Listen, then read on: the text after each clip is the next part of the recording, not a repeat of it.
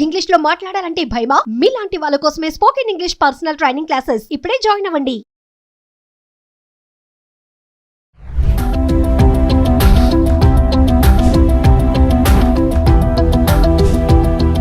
నమస్తే, welcome back to Suman TV. ప్రస్తుతం మనతో పాటు ఉన్నారు consumers affairs committee chairman Mandari Krishna Reddy గారు. నమస్తే సార్. నమస్తే అమ్మా.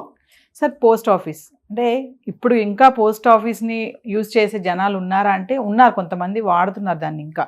సో పోస్ట్ ఆఫీస్ ఖాతాదారులకు గుడ్ న్యూస్ అంటున్నారు, డిజిటల్ చెల్లింపులు ఇక అమల్లోకి వస్తున్నాయి అంట.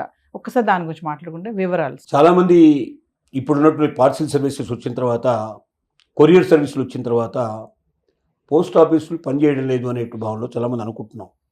కానీ 1,25,000 పోస్ట్ ఆఫీసులు భారతదేశం అంతా కూడా ఉన్నాయి. అంటే 1,00,000 సంఖ్యకు పైనే ఉన్నాయి.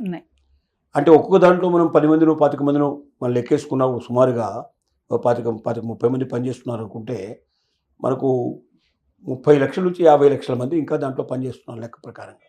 అంత పెద్ద ఎంప్లాయీస్ ఉండేటువంటి సంస్థ మామూలు సంస్థ కాదు. కాకపోతే మారుతున్న కాలానికి అనుగుణంగా మార్పులు సంభవించకపోయినట్టయితే ఏ ఆర్గనైజేషన్ అయినా కాలగర్భంలో కలిసిపోతుంది.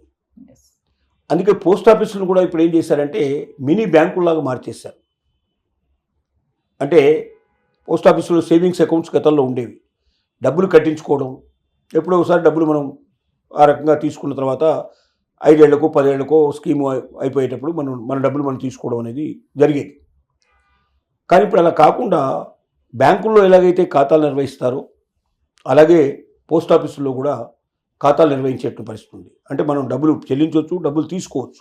పోస్ట్ ఆఫీసులో ఎట్లాగే మనం బ్యాంకులో అయితే డబ్బులు కడతామో, డబ్బులు మనం తీసుకుంటామో, మన అవసరాలు ఉన్నప్పుడు డబ్బు తీసుకోవడం, మన దగ్గర డబ్బు ఉన్నప్పుడు దాంట్లో వేయడం ఎలా జరుగుతుందో పోస్ట్ ఆఫీసులో కూడా అలా తీసుకునే పద్ధతులు ఇస్తారు. రెగ్యులర్ ఒక బ్యాంకులాగానే రన్ చేసేటువంటి పరిస్థితి తీసుకొచ్చారు.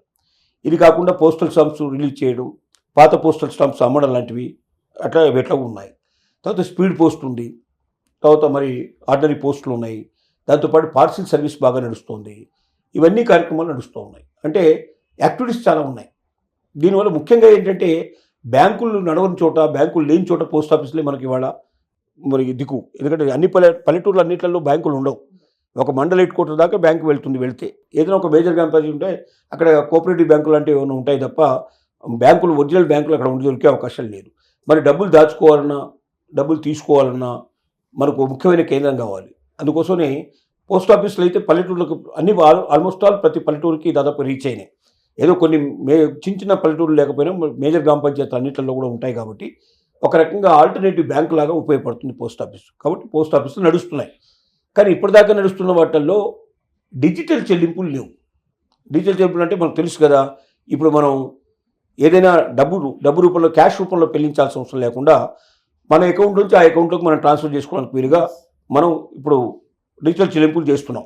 మార్కెట్లోకి వెళితే ఎక్కడ కావాలన్నా ఏది కొనుక్కున్నా వెంటనే మనం ఏ పే ఆర్డర్ నుంచో, మనం ఫోన్పే నుంచో, లేకపోతే ఇంకో దాని నుంచో మనం గూగుల్ పే నుంచో టక్కున దాంట్లో మనం కొట్టేస్తాం. మనకు ఎవరికైనా కావాలంటే కూడా మనకు కావాల్సినట్టు కూడా వేరే వాళ్ళు మనకు వెంటనే పంపించే ఏర్పాటు మనకు ఉన్నాయి.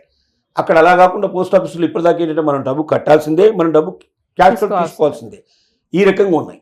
ఇప్పుడు మనం మిగతా బ్యాంకుల్లో అయితే ఏం చేస్తామంటే మనం డిజిటల్ సిస్టంలోకి వెళ్ళిపోయి ఇమీడియట్గా మన అకౌంట్లోకి డబ్బు కావాలంటే తెచ్చేసుకుంటాం, మన అకౌంట్ నుంచి ట్రాన్స్ఫర్ చేసేస్తాం.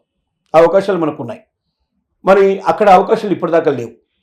కొత్తగా ఇప్పుడు పోస్ట్ ఆఫీసులో కూడా దాన్ని ప్రవేశపెట్టారు. ముందుగా ఏం చేశారంటే మైసూరు ప్రాంతంలో, మైసూరు హెడ్ పోస్ట్ ఆఫీస్ లోపల, బాగల్కోటి హెడ్ పోస్ట్ ఆఫీస్ లోపల అక్కడ ప్రయోగాత్మకంగా ముందు దాని కింద ఉండే అన్ని పోస్ట్ ఆఫీసుల దగ్గర డిజిటల్ చెల్లింపుల సిస్టమ్ మొదలుపెట్టారు.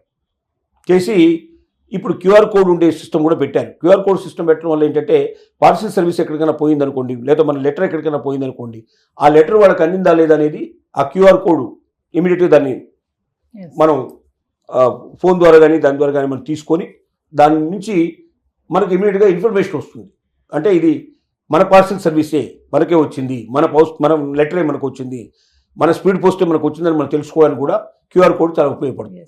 అలాగే నమ్మకంగా, నిజాయితీగా ఉంటుంది. గతంలో ఏంటంటే సంతకాలు పెట్టేవాళ్ళు, అప్పుడు ఎవరుంటే వాళ్ళు సంతకం పెట్టించే పద్ధతి ఉండేది. ఇప్పుడు అలా కాకుండా మనకు వెంటనే మనకు ఒక ఓటీపీ వస్తుంది. అంటే మన ఫోన్లో ఓటీపీ వచ్చి అది మనదే సర్వీసు, మనకే వచ్చిందనే విషయం తెలుస్తుంది. ఓటీపీ నెంబర్ చెప్తే వాళ్ళు దాన్ని వేసి దాంట్లో వాళ్ళు పంపిస్తారు వెనక్కి. అంటే భద్రంగా మన పార్సిల్ మనకు చేరింది, భద్రంగా మన లెటర్ మనకు చేరింది, మనకు స్పీడ్ పోస్ట్ అందింది అనేది స్పష్టంగా ఉంటుంది. ఇలాగా ఇంకా మరింత భద్రంగా ఇవ్వడానికి, ఎక్కడ తప్పిపోకుండా ఉండడానికి, కస్టమర్స్ అంతా కూడా తన నమ్మకాన్ని పెంచుకోవడానికి ఇది ఉపయోగపడుతుంది.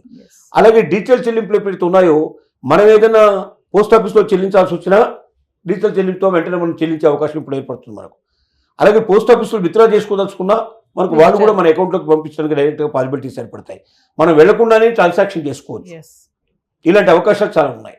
దీనివల్ల ఇంకా కస్టమర్స్ ఎక్కువ పెరుగుతారు, ఇంకా ఎక్కువ నమ్మకాలు పెరుగుతాయి, ఇంకా ఎక్కువ ట్రాన్సాక్షన్ జరుగుతాయి, ఎక్కువ లాభాల బాటలో పడే అవకాశం ఉంది. కాబట్టి పోస్ట్ ఆఫీసులు బాగుంటే ఏంటంటే పోస్ట్ ఆఫీసులు అంటే గవర్నమెంట్ కింద నిర్వహిస్తబడతాయి. కాబట్టి కొరియర్ సర్వీసులు ఎంత డెవలప్ అయినా ప్రైవేట్ వాళ్ళు ఎవరు డెవలప్ పడతాయి తప్ప ప్రభుత్వానికి డబ్బు రాదు. అదే పోస్ట్ ఆఫీస్ ద్వారా ఎక్కువ లాభాలు సాధిస్తే ఆ లాభాలన్నీ ప్రజలందరికీ పంచిపెట్టడానికి అవకాశం ఉంటుంది. ప్రభుత్వానికి వచ్చే ప్రతి రూపాయి మన ప్రజలకి చెందుతుంది. కాబట్టి ప్రభుత్వ రంగ సంస్థలు డెవలప్ అయినట్టయితే ఎక్కువగా దేశానికి అందరికీ ఉపయోగపడుతుంది. అన్ని రకాలుగా అది ప్రజలకు ఎంతో మేలు చేస్తుందని మనం నమ్మడానికి అవకాశం ఏర్పడుతుంది. ఇప్పుడు ఈ డిజిటల్ చెల్లింపులు అనేది తీసుకురావడానికి కారణం సార్ ట్రాన్సాక్షన్స్ పెరగడానికి కోసమేనా? డిజిటల్ చెల్లింపుల వల్ల సులభతరం అవుతుంది. అంటే మనం వెయిటింగ్లో ఉండాల్సిన అవసరం ఎక్కువ ఉండదు. ట్రాన్సాక్షన్ తొందరగా పూర్తి అయిపోతాయి. డబ్బే మన దగ్గర ఉండాల్సిన అక్కర్లేదు. స్కాన్ చేసుకొని మనం ఇమీడియట్ డబ్బు పంపించుకోవచ్చు. మనకు రావాల్సిన డబ్బులు కూడా పోస్ట్ ఆఫీస్ దాకా వెళ్లాల్సిన అవసరం లేకుండా మన అకౌంట్లోకి మనం ట్రాన్స్ఫర్ చేసుకునే అవకాశం ఉంది. వీటన్ని డిజిటల్ చెల్లింపుల వల్ల ఇన్ని రకాల లాభాలు ఉండే అవకాశాలు ఉన్నాయి. Thank you.